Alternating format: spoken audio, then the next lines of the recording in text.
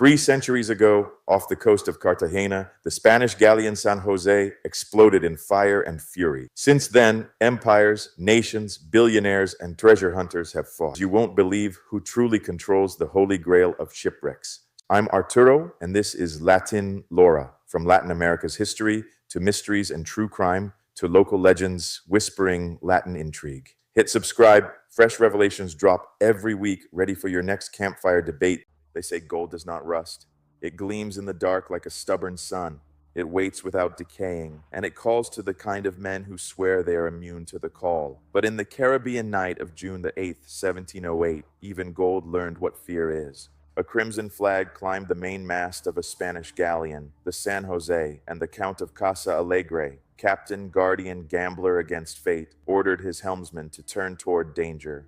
Somewhere behind him straggled the 16 remaining vessels of the Tierra Firme fleet, the silver and green fire of the New World, trying to reach the embracing walls of Cartagena de Indias before an English squadron could close the door. The wind notched up. 4 English sails swelled on the northern horizon.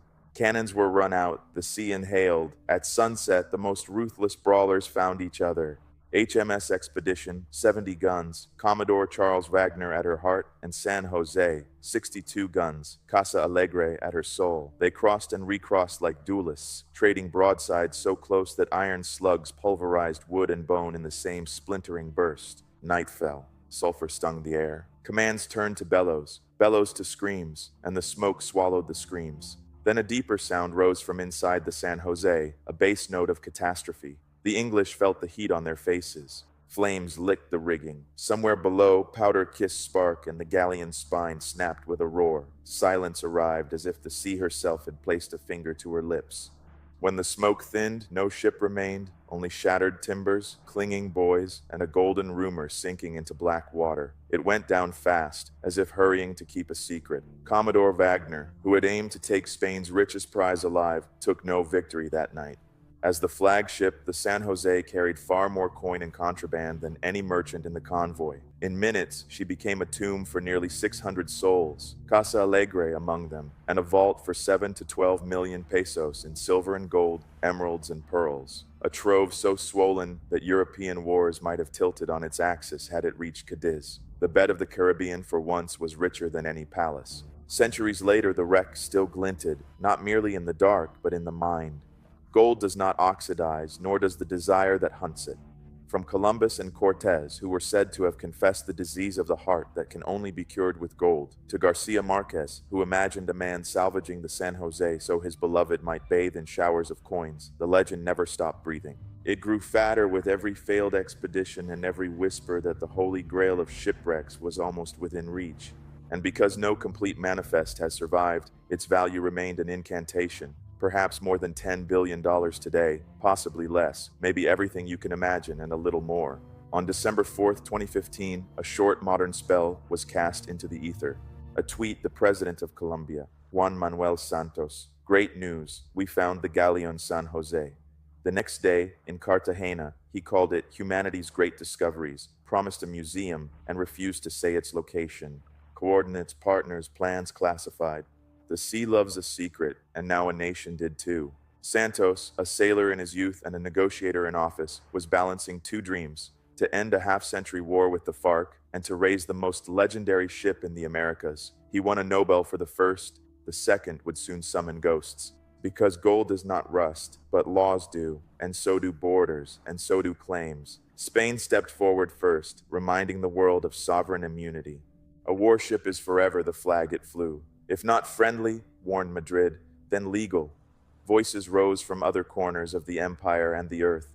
The silver had been mined under the lash in the Andes, the gold hammered into coins in Lima. Peru remembered that. From Bolivia, the Caracara people would later speak of forebears forced down into mountains whose veins glittered like chains. But how exactly did the San Jose revive after centuries of complete oblivion? In a high school, rewind the film to the year 1979, when 2 New York stockbrokers, Jim Bannigan and Jim Maloney, joined forces with Colombian businessman Fernando Leyva, their former high school classmate, and christened their ambitious dream with the name of an Irish fable, Glaucomora.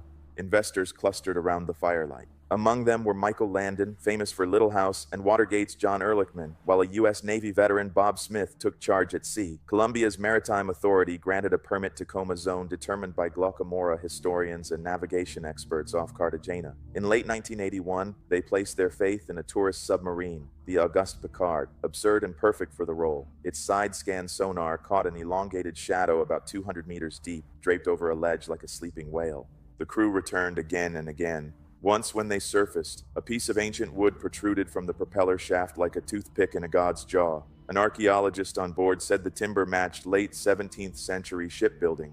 Those who had invested declared victory. The coordinates were then drafted, and dreams hardened into numbers. Then Cartagena's storms blew back on land.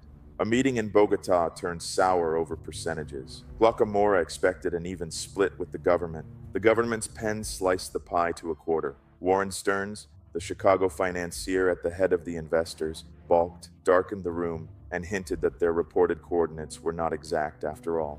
Within days, the operation was dead in the water. The Piccard surfaced into the Gray to find a Colombian gunboat waiting. The crew was arrested on claims they lacked a license. The sea, having given them a glimpse, closed its eyelid. Time passed. In 1984, Colombia drafted a new law, applied backward like a slap, reduced discoverers' rights to 5%. Reports surfaced that Glaucomora had ceded its rights to the company Sea Search Armada. It has been noted that the original negotiation was shrouded in considerable opacity, and that the subsequent transfer raised significant doubts among the first partners. Glaucomora could potentially retain rights independent of the treasure. If confirmed, these reports strongly suggest that SSA might still hold obligations to Glaucomora, regardless of the treasure. In any case, SSA Chief Jack Harbiston kept swinging. He told a reporter that Colombia was trying to steal the treasure and warned that the galleon's value could double the nation's foreign reserves. In 2007, Colombia's Supreme Court sided with SSA, finding that the treasure was not patrimony and granting them rights to half of whatever might be found at or near those coordinates. The government replied with the stiffness of law. There is no margin of error. If your coordinates are wrong, then your claim is incorrect. A standoff took root, oceans of lawyers and deserts of trust. U.S. Senator Robert Menendez, peering from Washington, told Vanity Fair that in Colombia, decisions made by their Supreme Court cannot be ignored, and yet they seem to be ignored. Treasure hunters, once swashbuckling darlings, now found themselves recast as marauders at graves. Culture had shifted, archaeology had grown teeth and memory. The 2001 UNESCO convention declared that the deep past was not a storehouse but a museum, and its exhibits were not for sale. Colombia refused to sign, wary that signature would hand Spain a legal map to colonial wrecks. In 2013, the Santos government passed a law allowing private contractors to keep up to half of any objects that did not qualify as national cultural patrimony. Standard coins, uncut gems, the interchangeable surplus of wonder, critics hissed. A Cartagena historian likened it to robbers fleeing the bank escorted by police. A former state's attorney called it a plot. A nautical historian who defended a 50-50 split voiced concern over the ambiguity, over how "up to" could be the most dangerous words on corruptible land. In any case, if Glaucomora found nothing, as Santos claimed, the question was how the treasure was found. In a radio interview, President Santos spoke of being approached by someone mysterious who looked like Hemingway. The man handed him a framed 1729 map of Cartagena with a peculiar annotation. Bajo del Almirante, Shoals of the Admiral, precisely in the waters where the San José had bled into the sea. The Spanish would have called Charles Wager the Admiral. The implication was delicious. The battle left ripples even on maps. The bearded visitor, named Roger Dooley, said he knew where to look. Santos, charmed, opened doors. A permit appeared. A team assembled with the help of Woods Hole technology. The search had a new backbone, a new stage, a new code name. MAC, Maritime Archaeology Consultants, a Swiss company with deep pockets and an even deeper silence. Silence, truly like gold, indeed, draws attention. This silence ended in 2017, far north of Cartagena, when the Icelandic Coast Guard detected a strange orange ship rocking in a storm near an undersea cable. The seabed constructor, the crew claimed conducting research with robots. A helicopter spotted equipment lowered into the waves. The ship was outside Icelandic territorial waters, but within its economic zone. The authorities asked explanation. The vessel was escorted to Reykjavik. There, the contractors admitted they were searching for the SS Minden, a German ship scuttled in 1939, rumored to have carried valuables from Brazil to Europe. 2 weeks later, the ship returned with a permit proposing to cut open the hull and retrieve a wooden box. The authorities never found out who funded the mission. Years later, Bloomberg reporters would identify the secret backer, the originator, as a reserved London hedge fund executive named Anthony Clegg, whose quiet obsession had built a private empire of autonomous submarines and secret salvage operations, stretching from Namibia to the Indian Ocean. Clegg's story is one of the tension between technology and temptation. He had risen in an era when London accountants marketed tax-efficient shipwreck investments. If you failed, you got tax relief. If you succeeded, you gained treasure. Then he left the middlemen behind and bought himself a fleet of orange torpedoes, autonomous underwater vehicles that fly blindly through the depths, painting the seafloor with sonar like bombers striping a city. He used oil field veterans to operate them, data to guide them, and secrecy as his cloak. The finds piled up: the SS Coleraden off South Africa with barrels of gold precipitate, the SS Benmore with 50 tons of silver coins hauled from 4,500 meters and later melted down, the SS Mantola, whose silver bars vanished before anyone could return. Legally claimed, it turned out, through Britain's receiver of wreck, even as lawsuits sputtered and died. The method was elegant and ruthless: survey, lift, report, claim. In some cases, stashing cargo in wet storage on the sea floor until the legal weather cleared. And yet this same man helped fund the rediscovery of Shackleton's Endurance and insisted he hunted not for profit, but for the thrill of solving problems under the sea. The paradox gleamed like a coin. Saint of heritage here, scavenger there, always beyond the horizon of ordinary eyes. By the time Max Robots filmed a carpet of emerald green jars, stacks of silver discs, and bronze cannon mouths big as cradles on the floor off Cartagena, the originator was whispering toward the surface. Colombia guarded the coordinates like a cipher, but the logic of Mac's money originated with Clake. His companies and trusts had financed the final search. Clake knew the game. Ocean Infinity, registered in the Cayman Islands, already had 23 robotic vessels to exploit the oceans for clients, wind farms, and even governments. Exactly what Santos wanted. At its operations center in Southampton, pilots in gaming chairs flew subs with Xbox controllers, while in Bogotá, politicians spoke of museums and contracts and heritage. And in Cartagena, 100 archaeologists signed open letters warning against the auction block. Even the language turned barbed. Purists were mocked as archaeo-Taliban, while salvors were compared to elephant hunters. Between these poles, the San José lay still, a republic of bones. Santos wanted to break ground before leaving office in 2018. He halted the process on live television, sounding defiant and disappointed.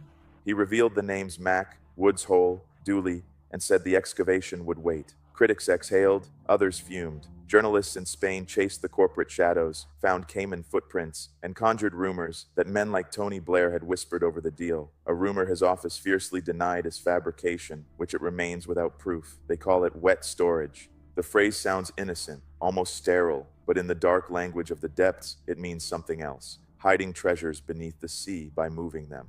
When salvors move coins or silver bars away from a wreck and stash them in secret piles on the seabed, they are not preserving history, they are concealing it. The ocean becomes their vault, pressure their padlock, silence their accomplice. Why do it anyway? Because the sea truly forgets what the governments remember. If you report only a portion of what you have found, the rest can wait safely in the abyss until lawyers stop circling and ministers lose all interest. Rivals who track your ships by satellite might know precisely where you dived, but they won't know what you truly left behind. And so a nation may believe the treasure sleeps undisturbed, when in truth, it has already been handled by machines and hands that prefer the shadows to any scrutiny. This is not paranoia. Bloomberg's reporters uncovered one case where a disgruntled salvor returned to a wet storage site and looted tons of silver coins, smuggling them to South Africa to melt into cups, as if fire and fraud could erase their origin. And here lies the danger for the San José. Images taken in 2016 and again in 2018 showed strange changes. Silt disturbed, shells rearranged, objects out of place. The whispers ever grew. Had someone already reached into the tomb? With Mac's history of wet storage, critics asked the question that gnaws like salt water on iron. Was the holy grail of shipwrecks touched before the world was told it was found? And that practice, wet storage, hiding treasure on the seabed until the legal weather cleared, wasn't just a footnote in the annals of deep-sea salvage. It was a precedent, a method Mac's backers had employed elsewhere quietly to conceal extractions from prying governments and jealous rivals. So when whispers arose that the San Jose site itself might have been disturbed after its discovery, many wondered if the same hand had been at work again. By 2018, 2 years after the first images of the wreck had been recorded, archaeologists began pointing out oddities. A Southampton-based archaeologist, Rodrigo Pacheco Ruiz, studied Mac's public images and murmured that the site looked subtly different from one year to the next. Mounds shifted, shells rearranged, seams in the silt that the dead currents at 600 meters could not explain. The site is not the same, he said. Mac denied wrongdoing. The Colombian Navy diligently kept its patrol. Was the site completely untouched, or had someone unseen already reached in? In March of 2024, those suspicions hardened into the very ink of Colombian politics. El Colombiano reported that the Commission for Investigation and Accusation of the House of Representatives had opened a preliminary investigation against former President Juan Manuel Santos himself, nearly a decade after his triumphant announcement. The trigger, allegations of irregularities in the 2015 discovery and possible interference at the wreck. The complaint came from Francisco Hernando Muñoz Atuesta, a self-described national overseer of submerged cultural heritage. He claimed that once the 2016 expedition's images were revealed 2 years later, numerous specialized voices around the world warned that the archaeological context showed signs of intrusion by evident human action. To Muñoz, this was not natural shifting of sand and shell, but a human hand reaching into the sanctum of history. The allegations were grave. They suggested not just negligence, but potential looting, tampering with a wreck the government had sworn to protect. The complaint named names: Santos, his culture minister, Mariana Garces, and other officials tied to the 2016 exploration. The Fiscalia had already received a formal denunciation in 2021, but only in 2024 did the case begin to stir in Congress. For critics, the implication was as dark as the depths themselves, that Mac, Dooley, and their mysterious financier had perhaps done more than discover the San Jose. They might have already touched it, shifting history under the cover of secrecy, and that the Colombian state, dazzled by promises of glory, might have looked the other way. In 2020, under a new administration, Colombia pulled its own lever. The vice president declared everything at the site to be an object of cultural interest. The translation into plain speech arrived from the government's legal defenders. No one, Mac, or anyone else would be allowed to take so much as a spoon. It was a bold promise in a country whose budgets quiver, whose protests have boiled into the streets over the cost of living, and whose Ministry of Culture cannot fund a deep ocean excavation without becoming a national punchline. The Navy would circle above a secret dot. The Titanic, sunk 5 times deeper, has been looted by intrepid thieves. What then is depth to a determined ROV? All the while, the courts continued to cast their shadows. Glocamora still insisted that in 1982 they had marked the spot, or near enough that the government's own concessions on navigational error should have mattered. Colombia replied that when you are pulling a thread from history's tapestry, near is not enough. Menendez kept his line. Harbiston whispered that a plot was unfolding from Colombia to Washington to London, aiming to rob his company's rightful share. And yet science, patient and unsentimental, stepped closer to the wreck like a doctor to a sleeping giant. In May 2024, the first robotic exploration under Colombia's own scientific command mapped the site anew. In June, a paper in Antiquity described what the cameras had seen: hand-struck coins, irregular colonial pieces bearing the cross of Jerusalem, castles and lions of Castile and Leon. On the reverse, the pillars of Hercules crowned above waves, carved in the style of Lima. The marks match Lima's mint. Photogrammetry lifted the coins from mud to model, and from rumor to record. Across 3 centuries and 2 continents, the San Jose spoke a little, and what it said linked mines in the Andes to a battlefield at sea. This should have simplified the morality. It did not. If 1,000,000 coins were to reach the market at once, prices would collapse to the value of their melting weight, turning legends into raw metal. Purists argued that the only value here is memory, of the lives of the sailors and the enslaved hands, of imperial arrogance and colonial resistance, of how a nation tells itself a story without selling the stage. Practical men responded with practical fears. Time rots iron, wood, and seals. Shipworms don't honor heritage. Cameras cannot conserve. Between these 2 sentences, there is a canyon, and at the bottom of that canyon lie jars, coins, guns, and the ship that once held them together as meaning. Colombia's solution: declare everything untouchable, sits like a saint's candle in a hurricane. The Navy patrols the coordinates.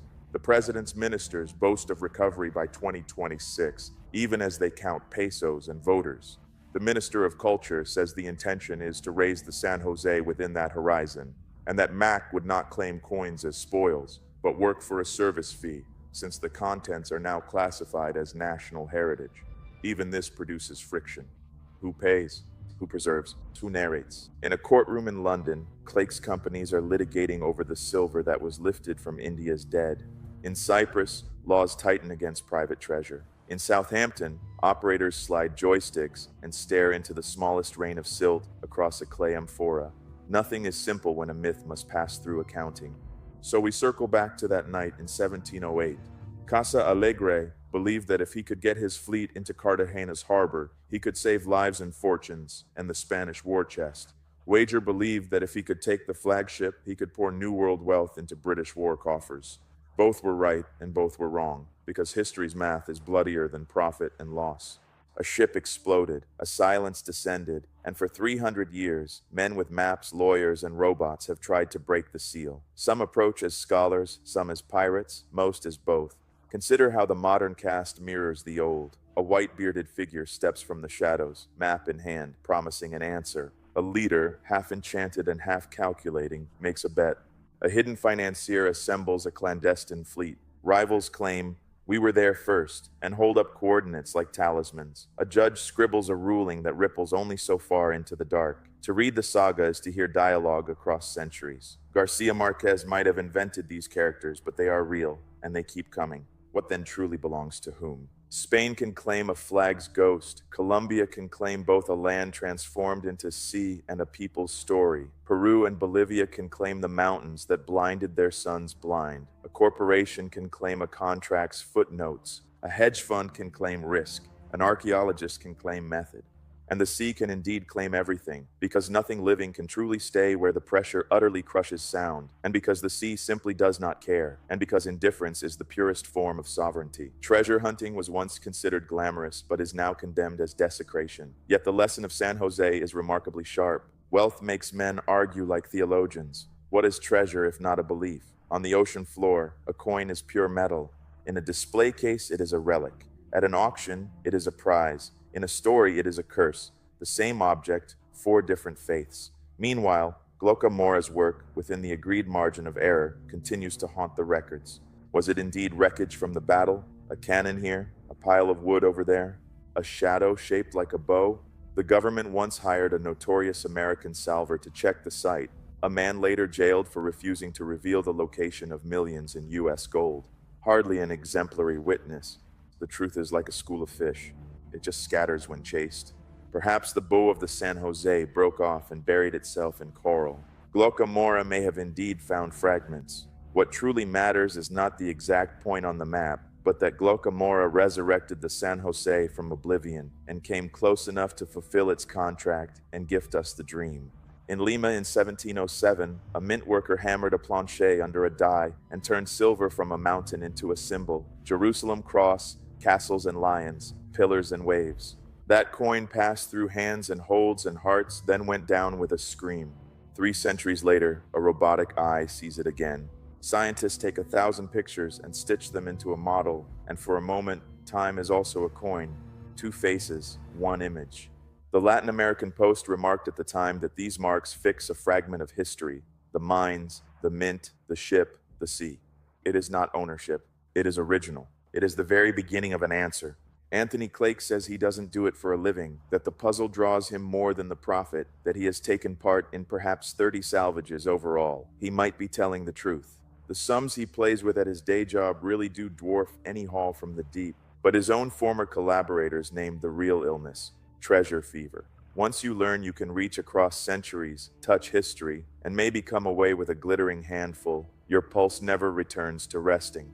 That is as true for nations as for humanity, as true for presidents as for pirates. President Gustavo Petro's culture minister says Colombia aims to recover the wreck by 2026. 2 years is a blink, 3 centuries is a stare. The Navy will keep circling its invisible point. Mac or some successor will ready its machines. Spain will polish its doctrine. Archaeologists will sharpen their ethics. Hopefully, the coins will keep their faces. The jars will keep their silence. Somewhere above them, a camera will blink red, and a pilot in a dark room will move a joystick a centimeter to the left. The silt will rise in a tiny cloud and settle again. The story will wait to be told without losing its edge. So gather close to the fire and listen to the grammar of this legend. A count raised a flag into the wind and sailed toward death to save an empire. An English commodore felt a hot wind on his face and truly knew failure in the shape of victory. An American company of high school friends searched, found, and wrote numbers on paper. The president held up a map and smiled. A bearded scholar found a shoal's nickname for an enemy admiral and turned theater into policy. A financier hid his name behind Cayman glass and swarmed the abyss with orange machines. A nation declared all of it, instruments and jars and coins and cannon, to be memory, not merchandise. And in a lab, a photogrammetric model of a battered cob told us that memory begins in a hammer blow in Lima. So, who owns the holy grail of shipwrecks?